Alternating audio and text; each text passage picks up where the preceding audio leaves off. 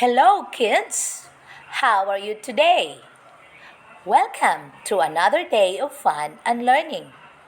I am Teacher Jean, your teacher in English 6.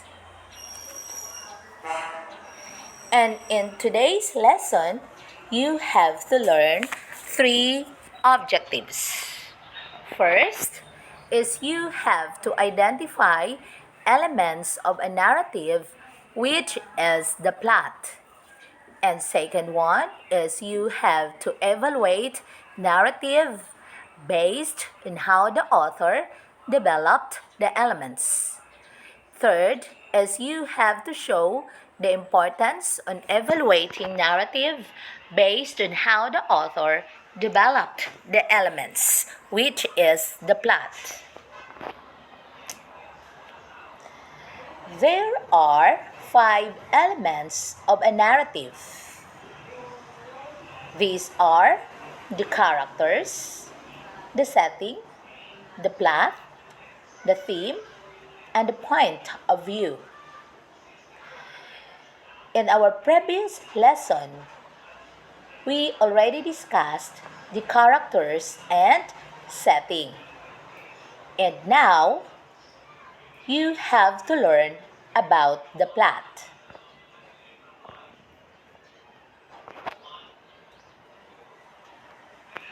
Plot is consist of the episodes that make up the beginning, the middle, and ending events. In other words, plot is the most important part of the story. And there are 5 parts of a plot. The first one is the exposition. This part of the story introduces the setting and the characters. As what you have learned, the setting is the time and place where the story happens. And if we talk about characters, they are the protagonist and the antagonist of the story. There are also the main characters and the supporting characters. Or in other words, these are the people or the animals nga mga bida or kontrabida sa atoang istorya. Then the second part of a plot is what we call the rising action. The rising action class introduces and develops the conflict. This part increases the tension that lead to the climax. Mao na ni nga part nga ato nang makita nga magsugod na og away ang bida ug ang kontrabida. There is already a problem. So ani na makita sa magtan-aw nga mao dinhi ang problema sa story. Then let's have the climax. When we talk about climax, it serves as the highest point of interest or suspense. Ang pinaka-thrilling nga part. Dinhi na kung sa salida pa diri na magkumbati pag maayo ang protagonist o antagonist nga kulbaan na ta pag-ayo dinhi nga part. Okay. So, then after the climax, we have the following action.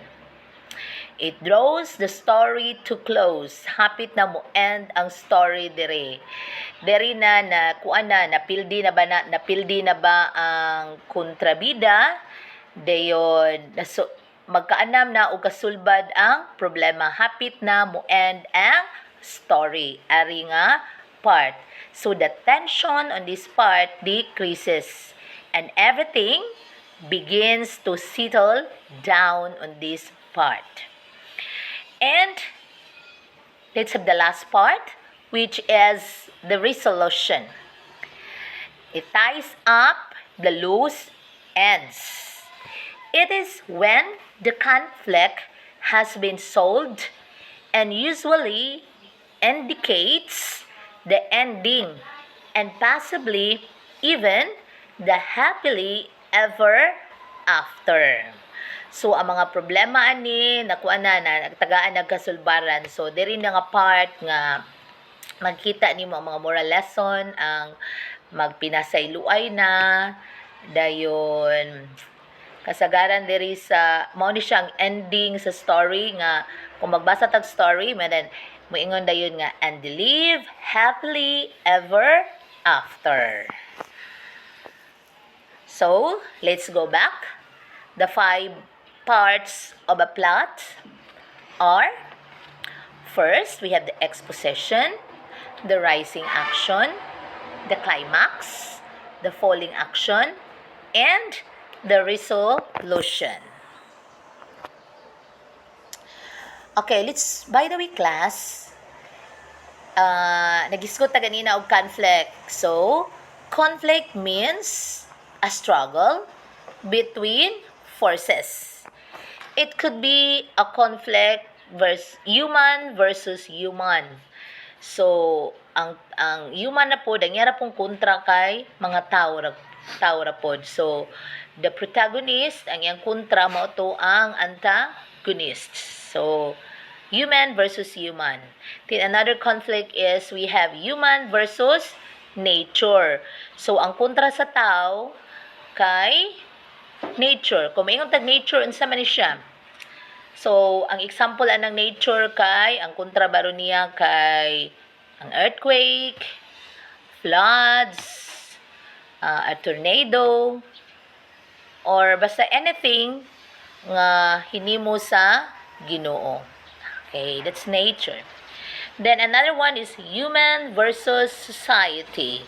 So, ang mga nagpalibot niya. Okay. So, mo na ang society, ang iyang environment. Then you have human versus herself or himself. Ang iya ra pong kontra, ang iya ra pong kaugalingon. So, mo na ang mga conflict nga mo involve sa story. So, that is the second part of a plot. Then we have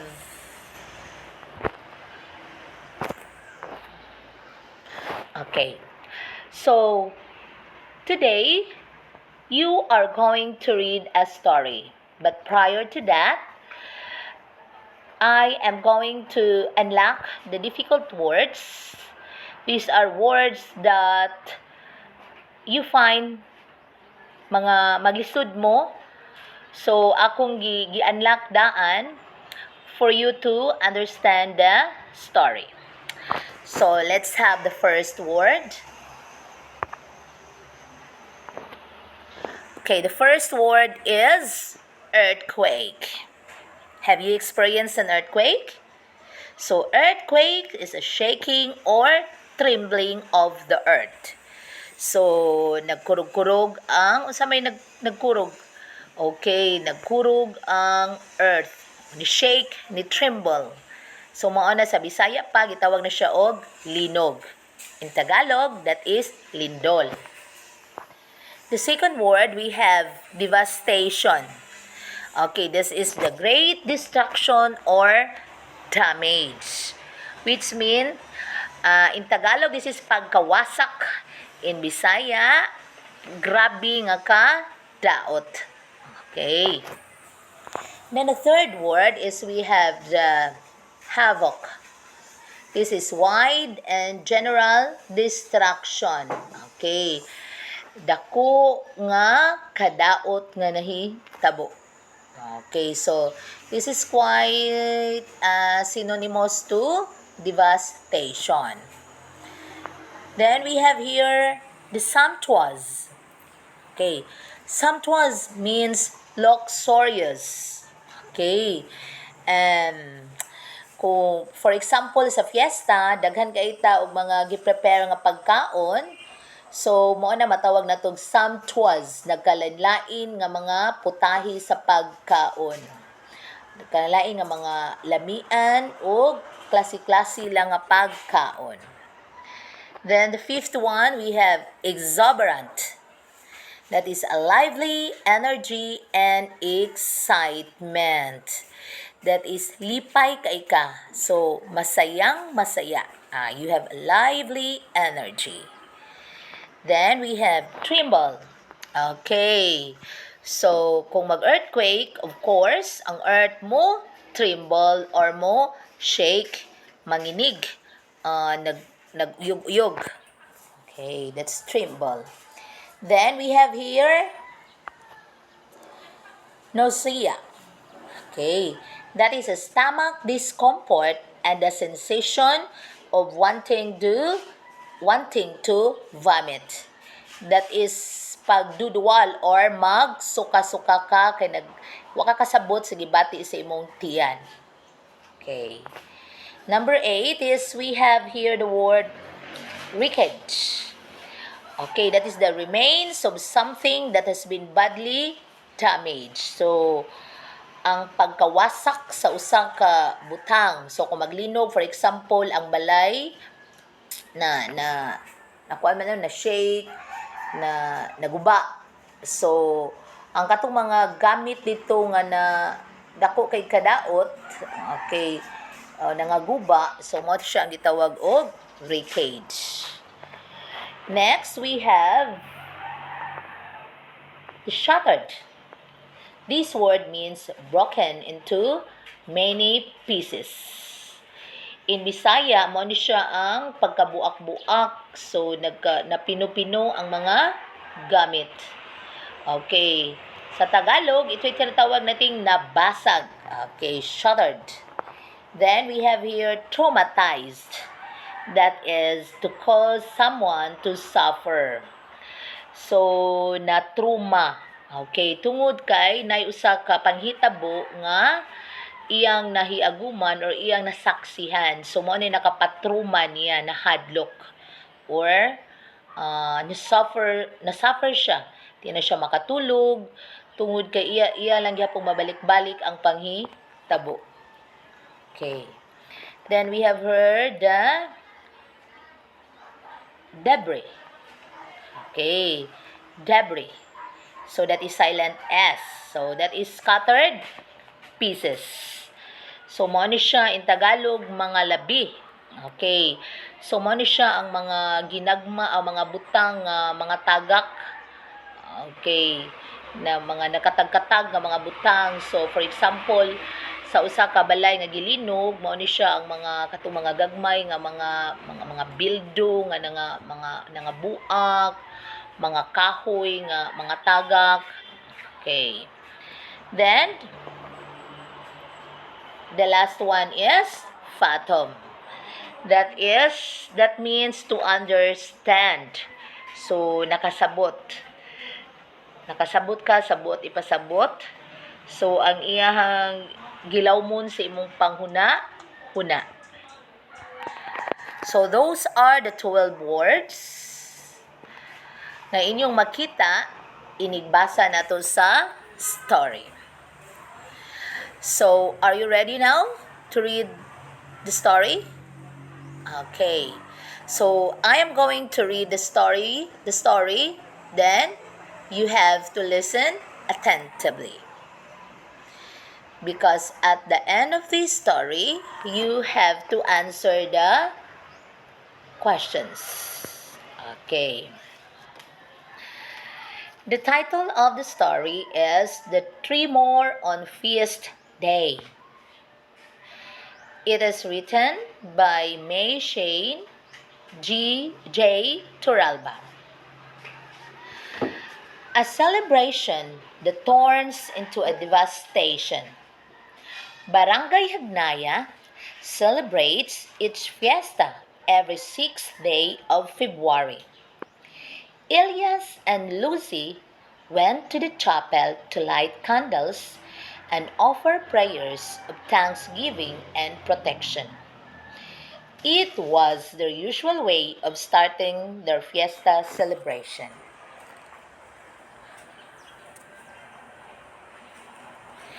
Unaware of the havoc that would bring downfall to their lives, Elias and Lucy excitedly welcomed visitors inside their home.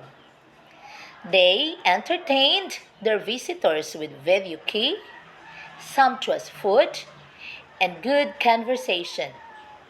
The couple were expecting more friends and faraway relatives to feast with them. Right after Lucy expressed her gratefulness for her co workers' attendance, Elias called for her to approach the relatives who just arrived from Mindanao. Lucy was exuberant to know that they have finally arrived. She waved her both hands for them to see her. But then, the next thing she felt was the strong tremble from beneath the ground.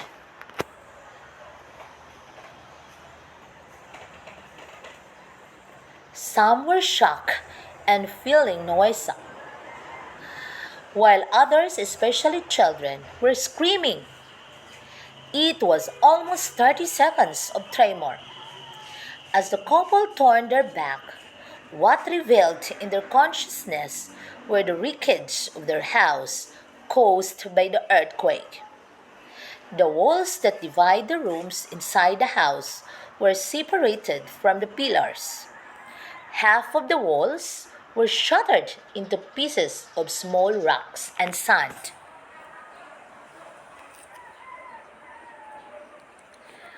People inside the house were hurt and were brought to the hospital. Lucy sat on the ground with her throat barred, mouth half opened, and eyes filled with tears. Everybody was traumatized by the incident, and the best thing they could do while they were experiencing aftershocks was to stay in an open and safe area that was far from falling debris.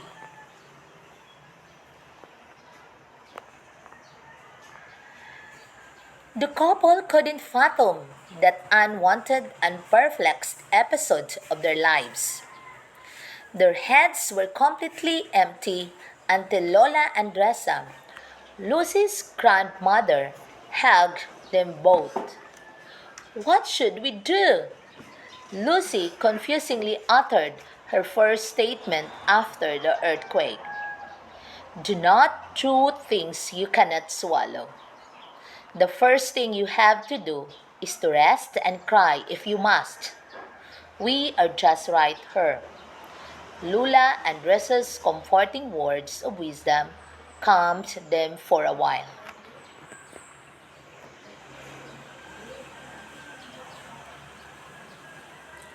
Did you able to understand the story? Now it's time for me to ask questions.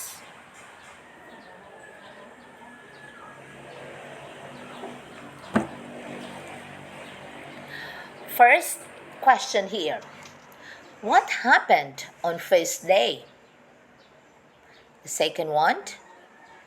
Who were the couple mentioned in the story? Third one. What were they expecting during that day?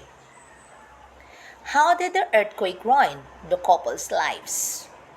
You have to screenshot this one because afterwards you have to send me your answers for these questions.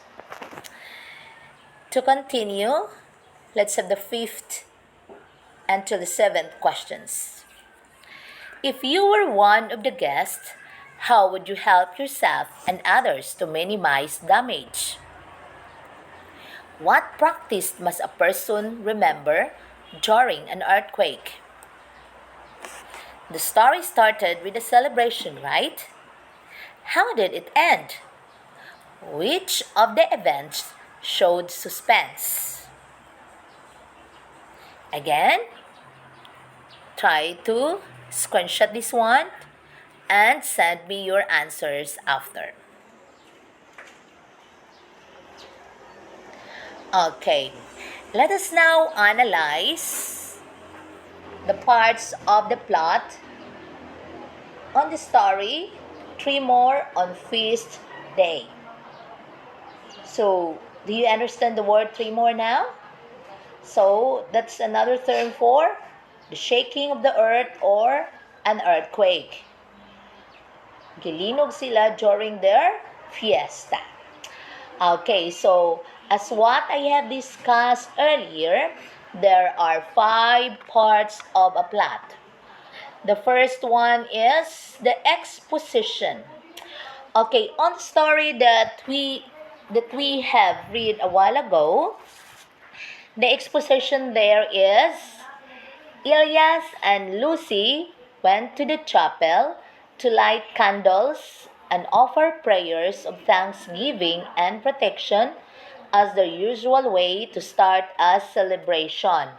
So, the exposition is the part of the story when the characters and setting are introduced. So, who are the characters? The main characters are Elias and Lucy.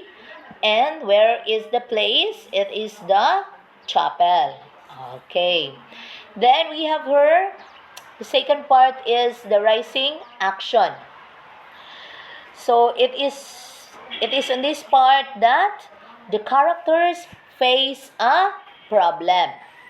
So Lucy was exuberant to meet their relatives from Mindanao, but suddenly the earth shook. So the problem there is the earth shook, so naglinog na. So that is the conflict between the man and the nature.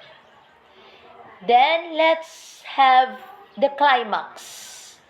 The climax is the part of the plot wherein that is where the tension takes place. Okay. So the couple were devastated to see their house wrecked and people who were hurt. So grabe ang ilang ang gibati nga kasakit sa couple nga ilang nakita ang ilang balay na nga guba na and seeing sa ilang mga bisita nga naon sa pod na appeal pod og ka hurt. Okay. Then we have here the following action. While there were still aftershocks, people stayed in an open and safe place. The couple were comforted by Lula and Drisa. So the tension here decreases and everything begins to settle down. And for the resolution, so dito ning resolution, it is when the conflict has been solved. So diri na natagaan na o kasulbaran ang katong ilahang problem. To release and lessen the burden they are feeling, Lula and Drisa advised them to cry out and take things one at a time. So gitambagan sila ni Lula and Drisa nga if they want to cry, then they have to cry. Okay, then to take things one at a time. That kay bauta nga wa sila'y mahimo ato nga part because ang ilang kontra is nature. So ang mga victims gidala na sa hospital. And they have to move on. Okay. Sige. So, those are the important parts of a plot. So, it gives us the events, the details of the events that happen on the story entitled Three More on Feast Day. Okay. So, if I am going to ask you what's the conflict of the story? So the conflict of the story was between human and nature. Okay, now it's time for you to fill in the different parts of the story, the different parts of a plot rather. Okay, I have here the directions. You have to read the narrative below, then fill in the diagram to show the plot of the story. Use the guide questions to help you accomplish your task. Refer to the example above in answering this activity. The example that I am referring to is about the story of the three more on Fierce Day. You can have it, you can read it back. Okay? So this is now the story. The title is Don't Give Up. So you have to screenshot this one.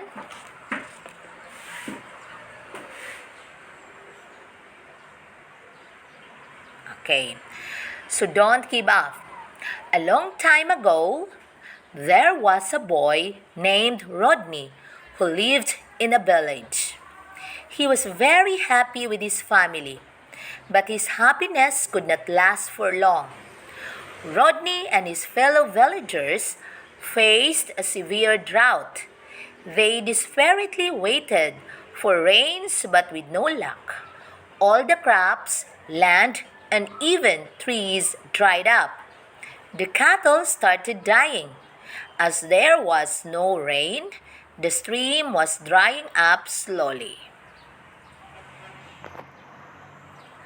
One night, during a meet with the villagers, Rodney said, "Friends, we all have heard tales from our grandparents about an underground river flowing through our village.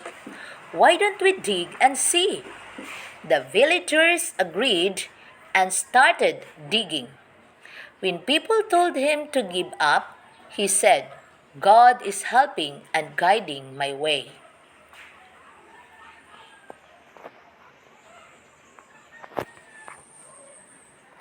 One day, when he had dug deep enough, Rodney saw water. His attitude of not giving up saved the whole village. Never give up so easily, Rodney advised all the villagers. Now, they are never short of water. And whenever any problem arises, all the villagers came up together and find a solution. So this is what you are going to fill in. So you have to fill in the diagram with what is the situation, how come it happened, how did he try to resolve the problem, what is the result, and what is the story trying to say. Okay? After answering this one, you have to write your answer in a piece of paper, then send me after answering.